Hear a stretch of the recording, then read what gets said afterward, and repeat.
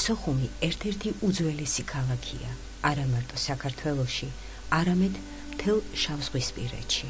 სოხუმის, იმავე ცხუმის პირველი ხსენება საისტორიო წყაროებში გვხვდება ძველი ქართველი ისტორიკოსის ჯუანშერის თხზულებაში მერვე საუკუნეში, როდესაც საქართველოს არაბის სარდალი მურვან ყრუშე მოესია.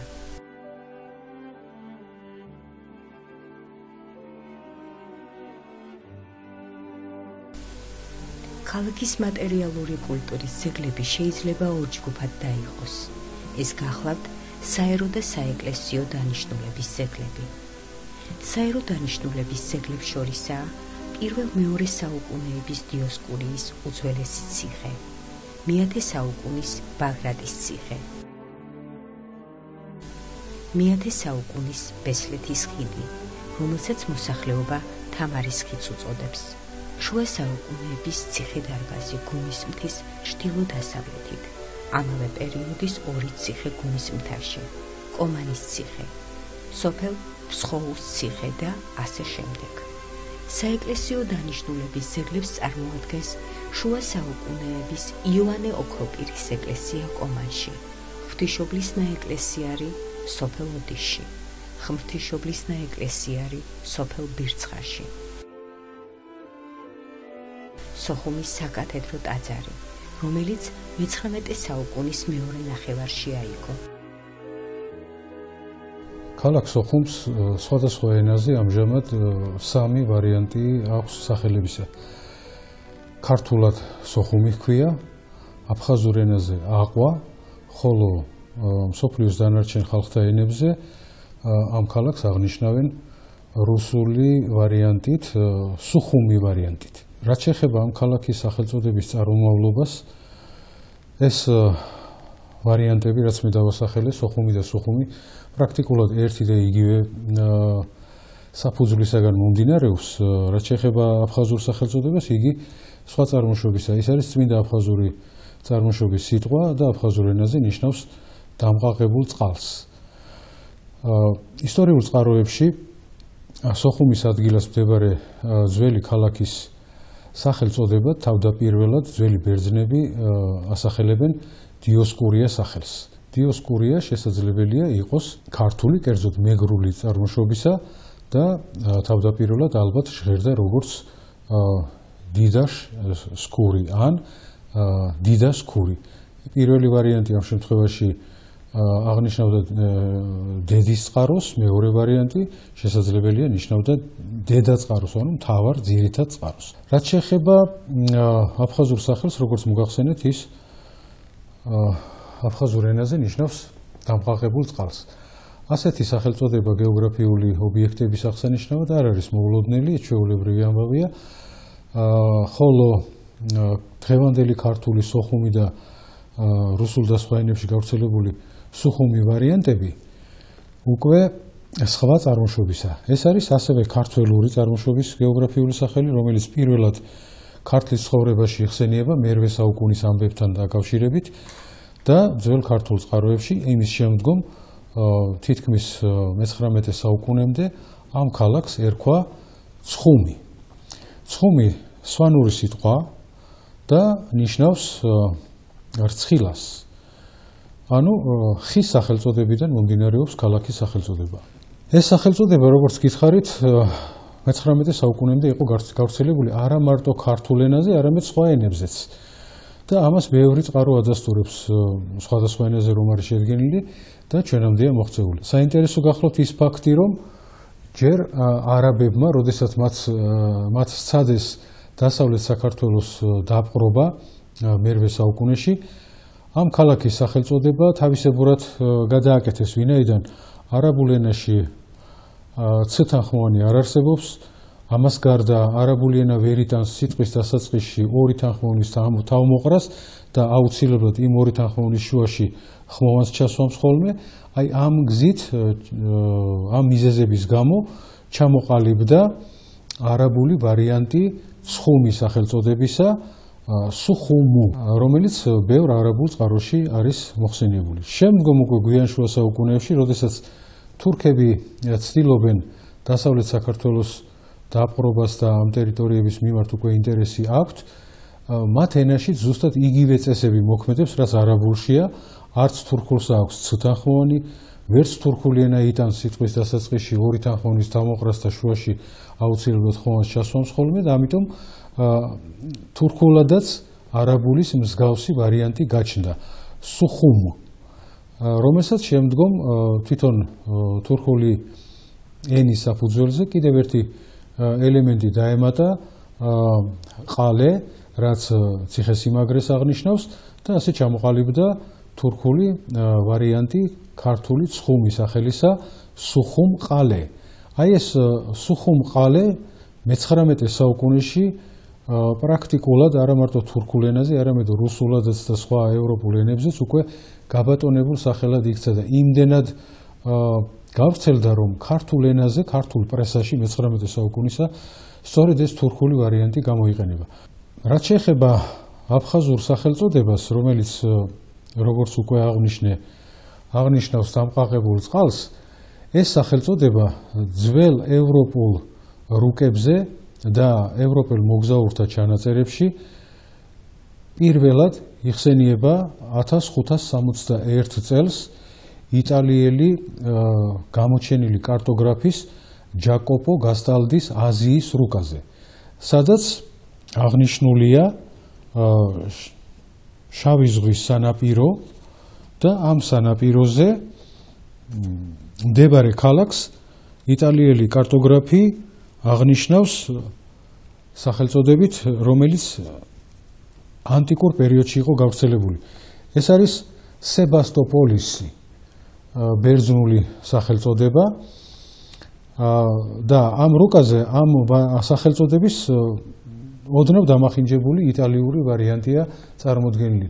აქ წერია სანატოპოლი, ანუ ესე იგი დღევანდელ ქალაქ სოხუმს იტალიელები ამ პერიოდისათვის სწორედ ამ ვარიანტით აღნიშნავდნენ, მაგრამ კიდევ უფრო მნიშვნელოვანი გახლავთ ამ რუკაზე ის ფაქტი, რომ ჯაკოპო გასტალდი კავკასიონის ქედის გადაღმა აღნიშნავს, გამოსახავს დიდ მდინარეს, რომელიც მიედინება შავი ზღვისაკენ და უერთდება მას. ამ დიდი მდინარის შუა წელზე გამოსახულია ოლქი, რომელსაც იტალიურად აწერია აბკვას რეგიონი, ანუ აბკვასის ოლქი. ეს აბკვასი, როგორც ჩანს, იგივე სახელწოდება უნდა იყოს, რაც ქართული აფხაზი და ან აფხაზური აფსუა გახლავთ. ახლა რომელი ვარიანტი ეს დამახინჯებული ვარიანტია აბკვას, ამ შემთხვევაში ცოტა ძნელი სათქმელია, თუმცა უფრო მეტი საფუძველი არსებობს ვიფიქროთ, რომ ამ შემთხვევაში C-თანხმოვანი, რომელიც აქ აბკვას სიტყვაშია გამოყენებული, მექანიკურად შესაძლებელია ლათინური S თანხმოვნის მაგიერ იყოს ჩაწერილი ავტორის მიერ. ასეთ შემთხვევაში ჩვენ შეგვიძლია დავასკვნათ, რომ იმ ოლქს, რომელიც ჩრდილოეთ კავკასიაში მდებარეობდა, იტალიელი ავტორი იცნობს როგორც აფსუას ოლქს, ანუ აფხაზების ოლქს. იქვე არის სწორედ ის ქალაქი, რომელიც აღნიშნულია როგორც აკვა, ანუ აფხაზური სახელწოდება აქ სწორედ ფიქსირებული პირველად იტალიურ რუკაზე. ასეთივე მონაცემი ძალიან ბევრ სხვა რუკაზე გვაქვს. ბევრი ავტორი შეიძლება დასახელდეს, რომლებიც მდინარე ყუბანის ნაპირას ასახელებს ქალაქ აყვას. მაგალითად შეიძლება დავასახელოთ გამოჩენილი ჰოლანდიელი კარტოგრაფის იუდოკუს ჰონდიუსის მიერ შედგენილი აი ეს ფერადი რუკა, რომელზეც გამოსახულია სხვა მხარეებთან ერთად შავი ზღვის, აზოვისა და შავი ზღვის ნაპირები. აი აქ ჩრდილოეთ კავკასიაში ასევე დიდი მდინარეა გამოსახული, რომელიც მდინარე ყუბანი გახლავთ და ამ მდინარის ნაპირზე ისევ ქალაქი აკვაა აღნიშნული. ხოლო სოხუმის ადგილას ავტორს მიწერილი აქვს ძველი სახელწოდება დიოსკურია. ანუ ამ ადამიანმა იცის, რომ ქალაქი დიოსკურია, ანუ იგივე სებასტოპოლისი და აყვა ერთი და იგივე გეოგრაფიული ობიექტები არ არის. ეს რუკები ძალიან მნიშვნელოვანი გახლავთ იმ თვალსაზრისით, რომ კარგად გვიჩვენებს იმას, თუ საცხოვრობდნენ თავდაპირველად აფხაზთა წინაპრები და რა დროიდან დასახლდნენ ისინი დღევანდელი აფხაზეთის ტერიტორიაზე. ერთ-ერთი საინტერესო რუკა გახლავთ ასევე ჰერმან მოლის მე-17 საუკუნის რუკა, რომელზეც შავი ზღვის ჩრდილოეთ ნაწილში გამოსახულია სამეგრელო, მინგრელია, ასე აწერია, ხოლო სამეგრელოს ზემოთ აღნიშნულია აფხაზეთი, ანუ აფხაზია. ესეც კიდევ ერთხელ გვიდასტურებს ეს რუკა იმ ფაქტს, რომ აფხაზური მოსახლეობა თავდაპირველად შავი ზღვის ნაპირზე რეალურად არ ცხოვრობდა, ისინი ჩრდილოეთ კავკასიის მკვიდრნი იყვნენ და შემდგომ მე-16, მე-17 საუკუნეებში გადმოდიან კავკასიონის ქედის გადმოღმა და იწყებენ დასახლებას დღევანდელი აფხაზეთის ტერიტორიაზე. ეს რომ ასე იყო რეალურად, კარგად ჩანს კიდევ ერთი რუკიდან, რომელიც პარიზშია შედგენილი 1654 წელს იტალიელი მისიონერის არქანჯელო ლამბერტის მონაცემების მიხედვით. ეს არის სამეგრელოს რუკა. ამ რუკაზე შავი ზღვის ნაპირია გამოსახული და დღევანდელი აფხაზეთის ის ნაწილი, რომელიც მდინარე კოდორის აღმოსავლეთით მდებარეობს. ამ რუკაზე კავკასიონის ქედიც არის აღნიშნული და ქედის ჩრდილოეთ ნაწილში, ქედის გადაღმა წერია აფხაზი თანამედროვე აბაზაო. აბაზა სახელი ამ დროისათვის მე-17 საუკუნეში თურქულ და არაბულ ენებზე დღევანდელ აფხაზებს აღნიშნავდა და სხვათა შორის მე-20 საუკუნის თითქმის შუა წლებამდე არაბულად და თურქულად ისევე სახელი გამოიყენებოდა დღევანდელ აფხაზთა აღსანიშნავად. მაგრამ აქ გაცილებით უფრო მნიშვნელოვანი გახლავთ კიდევ ერთი დეტალი, რომელიც რუკას განუმეორებელ ელფერს აძლევს. აი აქ კავკასიონის ქედთან აღნიშნულია დიდი თავდაცვითი კედელი, რომელსაც ფრანგულად აქვს მიწერილი შემდეგი ტექსტი. 60,000 მილის სიგრძის კედელი აბასათა თავდასხმების მოსაგერიებლად. აი ეს განსაკუთრებული მნიშვნელობის დეტალია ამ რუკაზე და არა მარტო ამ რუკაზე, სხვათა შორის კიდევ რამდენიმე სხვა რუკაზეა გამოსახული ზუსტად იგივე და ყველა ეს მონაცემი ერთობლიობაში გვაძლევს იმის სრულ უფლებას ვამტკიცოთ, რომ დღევანდელი აფხაზური მოსახლეობა თავდაპირველად რეალურად ცხოვრობდა მდინარე ყუბანის ნაპირებზე ჩრდილოეთ კავკასიაში. იქ იყო მათი ძირითადი სამშობლო, იქ იყო მათი მთავარი ქალაქი, რომელსაც აფხაზურად აყვა, ანუ დამყაყებული წყალი ერქვა და შემდგომ, როდესაც აფხაზები მე-16, მე-17 საუკუნეებში გადმოდიან კავკასიონის გადმოღმა და იწყებენ დასახლებას დღევანდელი აფხაზეთის ტერიტორიაზე, აფხაზურმა მოსახლეობამ ეს თავისი მთავარი ქალაქის სახელწოდება აყვა, შეარქვა იმ ქალაქს, რომლებსაც ქართველები ცხუმს იწოდებდნენ, ხოლო ევროპელები ხან დიოსკურიასა და ხან სევასტოპოლის. საინტერესოა ამ კონტექსტში ქართველი მეცნიერის დიმიტრი ბაქრაძის ცნობა, რომელიც დაახლოებით 100 წლის წინათ წერდა, რომ სოხუმის მიდამოებში მცხოვრები აფხაზები თვითონ ქალაქს მართალია აფხაზურ ენაზე აყვას უწოდებენ, მაგრამ ქალაქის ერთ ყველაზე ძველ უბანს ისინიც ცხუმის სახელით აღნიშნავენო. ეს კიდევ ერთხელ ადასტურებს იმას, რომ თავდაპირველად სახელი აყვა არ ერქვა ამ ქალაქს და აფხაზურმა მოსახლეობამ ეს სახელწოდება მოიტანა თან და შეარქვა იმ დასახლებულ პუნქტს, რომელიც დღევანდელი აფხაზეთის მთავარი დასახლებული პუნქტი გახლავთ.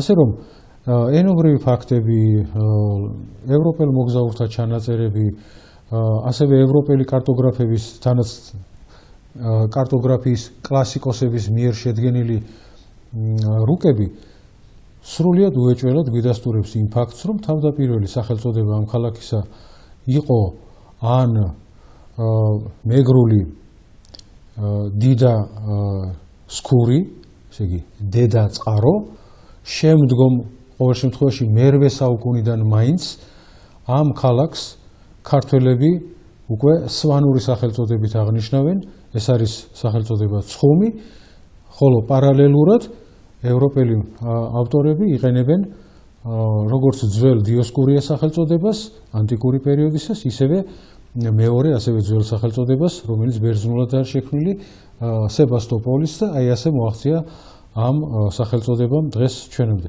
დღევანდელი აფხაზეთის საოკუპაციო რეჟიმი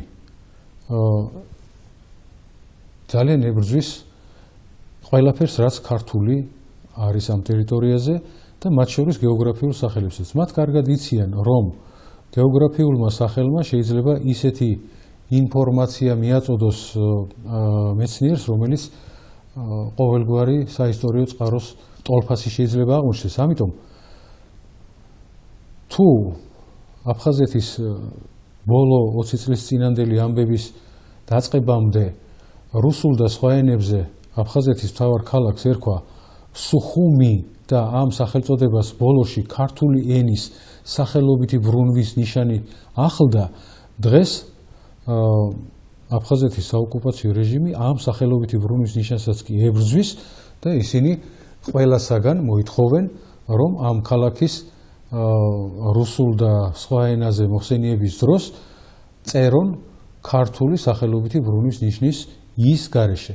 რა თქმა უნდა, ეს ღონისძიება სრულებითაც ვერ ამოშლის ისტორიის წიაღიდან იმ ფაქტს, რომ თავდაპირველად აფხაზური მოსახლეობა ამ ტერიტორიაზე არ ცხოვრობდა, აქ ქართველები ცხოვრობდნენ და ამ ქალაქს ჰქონდა თავისი მინიმუმ 2 ქართული სახელწოდება. რომაულ ეპოქაში დიოსკურიის ქალაქს ციხე-სიმაგრე შემოავლეს. დღეს ამ ციხის ნანგრევები არის შემორჩენილი. პირველი საუკუნის გეოგრაფი სტრაბონი წერდა, დიოსკურია წარმოადგენს კასპიისა და პონტოს ზღვებს შორის ყელის დასაწყის და ხალხთა საერთო სავაჭრო ცენტრს, რომლებიც მის ზევით და ახლოს ცხოვრობენ. აქ იკრიბება 70 ეროვნების ადამიანი. ახალი ერის დასაწყისში მოხდა კატასტროფა, რამაც გამოიწვია ძველბერძნული დასახლების განადგურება. დიოსკურიის ციხის ნანგრევები თუ ვიმსჯელებთ, იგი მთელ ქალაქს იცავდა და მისი ერთ-ერთი კედელი ზღვის ნაპირამდეც კი აღწევდა. დღეს ამ კედლის მხოლოდ რამდენიმე ნაშთია შემორჩენილი. სოხუმის მუნიციპალიტეტის მატერიალური კულტურის ძეგლები იყოფა 2 ძირითად ჯგუფად. ეს გახლავთ საერო დანიშნულების ძეგლები და საეკლესიო დანიშნულების ძეგლები. საერო დანიშნულების ძეგლებს შორის განსაკუთრებული ადგილი უკავია ციხე-დარბაზებს, თავდაცვითი ხასიათის კოშკებს, სამეთვალყურეო კოშკებს და ასე შემდგომ. ამათგან ჩვენ გამოვყოფთით დიოსკურიის ციხეს, რომელიც ყველაზე ძველი არის საერო დანიშნულების ძეგლებს შორის და რომელმაც, ესე ვთქვათ, ნანგრევების სახით, თუმცა მაინც მოაღწია ჩვენამდე.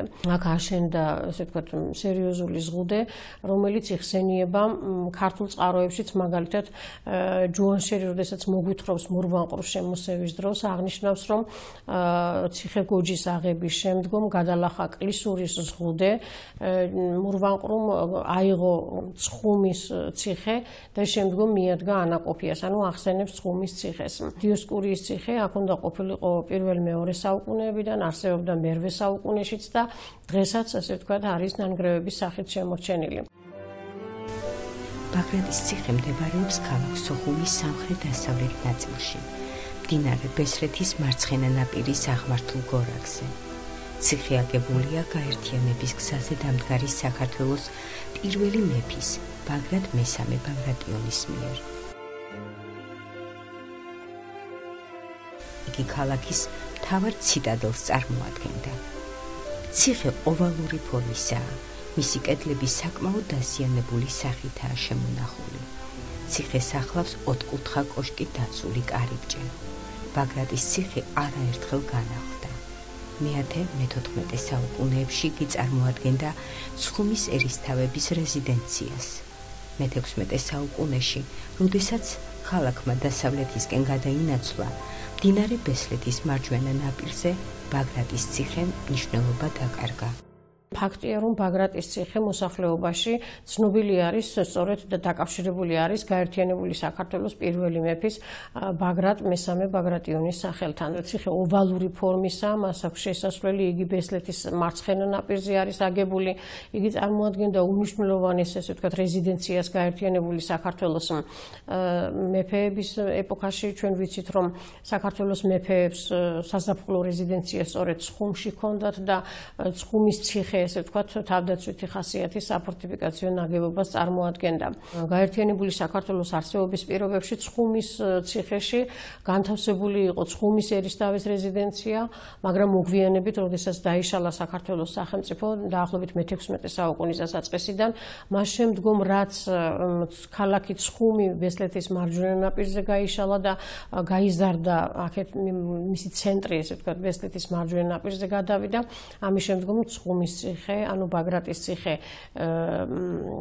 დაცარიელდა და ასე ვთქვათ, ნანგრევებად იქცა. რაც შეეხება დანარჩენ ციხეებს, რომელიც სოხუმის მუნიციპალიტეტის ტერიტორიაზე არის განლაგებული, განსაკუთრებით გამოვყოფთით მათგან გუმისთის ციხეებს. როგორც ცნობილია, გუმისთას მიუყვებოდა მნიშვნელოვანი სავაჭრო საქარავნო გზა და შესაბამისად ამ გზას დაცვა სჭირდებოდა. გარდა ამისა, ის იყო ჩრდილოეთი, ესე ვთქვათ, საზღვარი საქართველოს ტერიტორიებისა, სასაზღვრო ზოლი და შესაბამისად აქ როგორც ჩანს გამაგრებითი, ესე ვთქვათ, თავდაცვითი ხასიათის ნაგებობები არსებობდა. ამ ნაგებობებმა ჩვენამდე მოაღწია გუმისთიდან ცნობილი არის 3 ციხე, მათ შორის ერთ-ერთი ყველაზე მნიშვნელოვანი არის ფეოდალების ციხე, რომელიც გუმისთის მარცხენა ნაპირზე, მაღალ მთაზე არის აშენებული. აქედან იშლება შესანიშნავი ხედი, როგორც გუმისთის ხეობისა, ასევე შესანიშნავი ხედი ზღვის სანაპიროზე. ეს ფეოდალების სასახლე და ფეოდალების ციხე დარბაზი მნიშვნელოვანია იმ თვალსაზრისით, რომ როგორც ჩანს არ იყო მარტო, ესე ვთქვათ, ციხე და ეს არ იყო მარტო თავდაცვითი ხასიათის ნაგებობა. აქ ცხოვრობდა აგრეთვე როგორც ჩანს რომელიღაც ფეოდალი, რომელიც ესე ვთქვათ ამ ტერიტორიას ფლობდა. სოხუმიდან 7-8 კილომეტრის დაშორებით მდინარე ბესლეთის კალაპოტზე, სოფელ ბესლეთთან ახლოს გადებულია ერთმალიანი თაღოვანი ხიდი, რომლის დასავლეთ კიდეზე მოთავსებულია ერთსტრიქონიანი ასოთმთავრული წარწერა.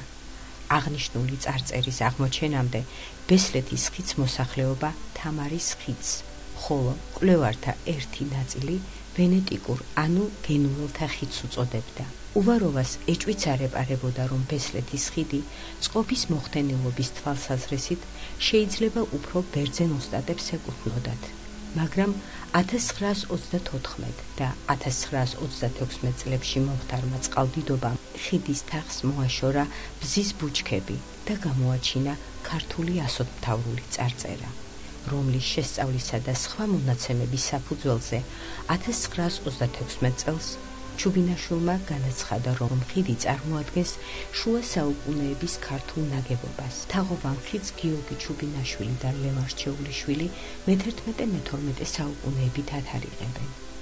1970 წელს ხიდის წარწერა შეისწავლა თეიმურაზ ბარნაველმა და მონაცემების საფუძველზე სცადა ხიდის ზუსტი დათარიღება მე-10 საუკუნით. შეიძლება ითქვას, რომ ბესლეთის ხიდის წარწერა აფხაზეთის წარწერებს შორის ყველაზე პოპულარულია და მრავალჯერაა გამოცემული. ერთსტრიქონიანი ასოთმთავრული წარწერის შემორჩენილ ნაწილს უჭირავს ბესლეთის ხიდის თაღის დაახლოებით 1/3 ფილა. მასზე წარწერის დასაწყისი ასოები არის ამოკვეთილი, ხოლო წარწერის დანარჩენი ნაწილი დაუყვება თაღს. წარწერა შესრულებულია კიდურწაისრული და კიდურწერტილოვანი დამწერლობით. წარწერა დასიანებულია, უმეტესი ნაწილი მოგლეჯილია. ამიტომ ზოგიერთი გრაფემები და წარწერის ტექსტის ბოლო ნაწილი არ ეკითხება. თეიმურაზ ბარნაველი გრაფემების პალეოგრაფიულ ანალიზის, კერძოდ ასოების კიდურწაისრული ხასიათის საფუძველზე ბესლეთის ხიდს მე-10 საუკუნის მეორე ნახევრით ათარიღებს და ამ დათარიღების საფუძველზე წარწერის ტექსტში აღდგენს მეფის სახელს. ენის მხრივ წერს იგი, ბესლეთის ხიდის წარწერა პარალელებს პოულობს ბაგრატის ტაძრის წარწერასთან. ბუნებრივია მკვლევარი წარწერაში აღდგენს ბაგრატ მესამის სახელს, და გვთავაზობს წარწერის წაკითხვის შემდეგ ვარიანტს. ქრისტე მეუფეო ყოველთა ადიდე ორთავე სუფევათა უძლეველი მეფეთა მეფე ბაგრატ. გიორგი ჩუბინაშვილისა და ლეო რჩეულიშვილის დებულებით ეს ძველი ხიდი თანამედროვე ხიდმშენებლობის კანონებსაც კი სრულიად აკმაყოფილებს და 8 ტონიანი მანქანების მთელი შეუწყვეტელი რიგი სიმძიმის ატანაც კი შეუძლია. ასეთი მძლავრი და ტექნიკურად მაღალხარისხოვანი ხიდი დიდ სავაჭრო და პოლიტიკურ მნიშვნელობის გზაზე უნდა მდგარიყო. ბუნებრივია ისმის კითხვა, როდის უნდა მომხდარიყო დიდ სავაჭრო და პოლიტიკური მნიშვნელობის გზაზე ასეთი ხიდის აგება.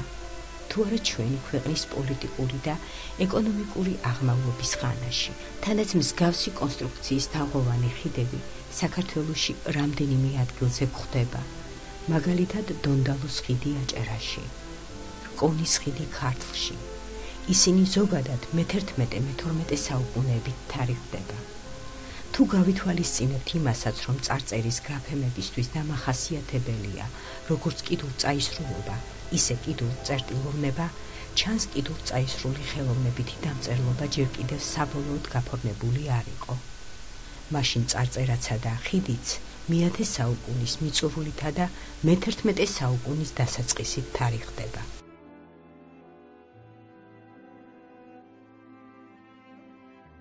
სოხუმიდან 20 კილომეტრის მანძილზე, სოფელ ოდიშში მთის ფარდობზე, ოდესღაც აღმართული ყოფილა ქართული ქრისტიანული ხუროთმოძღვრების ძეგლი. 1957 წლის აპრილში ოდიშის მოსახლეობამ აფხაზეთის კულტურის სამინისტროს მიაწოდა ცნობა, რომ სასოფლო-სამეურნეო სამუშაოების დროს მათ მიაკლიეს ორნამენტირებულ ქვებსა და ეკლესიის ცალკეულ არქიტექტურულ დეტალებს. ოდიშში გაიგზავნა სპეციალური ექსპედიცია, რომელმაც პირველ ეტაპზე განწმენდი სამუშაოები ჩაატარა. რის შედეგადაც აღმოჩნდა ქრისტიანული ტაძრის კედლები, დაფარული მიწის ფენით, ბუჩქებითა და ხეებით. თლილი ქვისგან აგებული ტაძრიდან მხოლოდ კედლის ნანგრევები, პროფილირებული საძირკვლის ნაშთები, ფაქისად დამუშავებული ნახევრად წრიული ფესტონები და კედლის ბათქაშის ნაწილი გადარჩა. ტაძრის დაგეგმარება და არქიტექტურა პარალელს პოულობს მე-13-მე-14 საუკუნეებში აგებულ ქართულ ხუროთმოძღვრების ძეგლებთან, ბედიის მეორე ფენის სადგერის არქიტექტურულ ანსამბლთან. ხელოვნებად მცოდნე ლეო შერვაშიძემ ტაძრის არქიტექტურისა და კედლის მხატვრობაში ორი ფენა გამოარჩია. ამიტომ ტაძრის მშენებლობა მე-11 და მე-13-მე-14 საუკუნეებით დაათარიღა. სოხუმის ცენტრში აგებული არის ალექსანდრე ნეველის სახელზე ტაძარი, რომელიც მე-19 საუკუნის მეორე ნახევარში სოხუმის მაზრის უფროსის პოლკოვნიკ გეიმანის ინიციატივით იქნა აგებული, თუმცა ეს ტაძარი 1884 წელს აკურთხა ქართველმა მღვდელმთავარმა ალექსანდრე ოქროპირიძემ, სწორედ ალექსანდრე ნეველის სახელზე. აღნიშნული ტაძარი არ წარმოადგენს ქართული ხუროთმოძღვრების ძეგლს, მაგრამ მნიშვნელოვანია იმ თვალსაზრისით, რომ იგი წარმოადგენს ბიზანტიური, ახალბიზანტიური ფორმის არქიტექტურულ, ესე ვთქვათ, ნაზავს. გარდა ზემოთ ჩამოთვლილი ძეგლებისა, სოხუმის მუნიციპალიტეტში არის ღვთისმშობლის ნაეკლესიარი. ოდიშში მე-20 საუკუნის 60-იან წლებში აღმოჩნდა არქეოლოგიური გათხრების საფუძველზე შესანიშნავი ქართული ხუროთმოძღვრების ძეგლი, რომელიც ლეონ შერვაშიძემ შეისწავლა თავის დროზე და დაათარიღა კიდეც ადრეშუა საუკუნეებით. აქვე აღმოჩნდა ძალიან საინტერესო, რომ არქეოლოგიური გათხრების საფუძველზე მოძიებული იქნა ტაძრის, ესე ვთქვათ, ფრესკული მოხატულობის ნაშთი და ამ ფრესკულ მოხატულობას როგორც ჩანს ახლდა წერილობითი, კერძოდ ფრესკული წარწერები, ანუ განმარტებითი წარწერები, რომელიც განლაგებული იყო ფრესკებთან. ოდიშის ტაძარი დღეს, ესე ვთქვათ, შეიძლება ითქვას, დაფარული არის ჯაგნარი და აბსოლუტურად მიწის ზემოთ არ ჩანს ტაძრის ნანგრევები, თუმცა რომ გაიწმინდოს, ალბათ ტაძრის ტაძრის, ესე ვთქვათ, ადამიანის სიმაღლეზე ტაძრის ნანგრევები აუცილებლად გამოჩნდება. ადრე შუა საუკუნეებს ეკუთვნის გუმისთაში პატარა ნაეკლესიარი, რომელიც ასევე ნანგრევების სახით არის ჩვენამდე მოღწეული, წმინდა ელიას სახელობის ეკლესია, რომელიც სოფელ ამზარაში 1910 წელს იქნა აგებული და სხვები. ზოგადად შეიძლება აღინიშნოს, რომ სოხუმის მუნიციპალიტეტი მდიდარი არის როგორც საეკლესიო, ასევე საერო დანიშნულების ძეგლებით და ეს დაკავშირებულია იმასთან, რომ ცხუმი, ანუ ქალაქის სოხუმი საუკუნეების მანძილზე წარმოადგენდა ერთ-ერთ უმნიშვნელოვანეს ადმინისტრაციულ ცენტრს საქართველოს სახელმწიფოებრიობის ისტორიაში.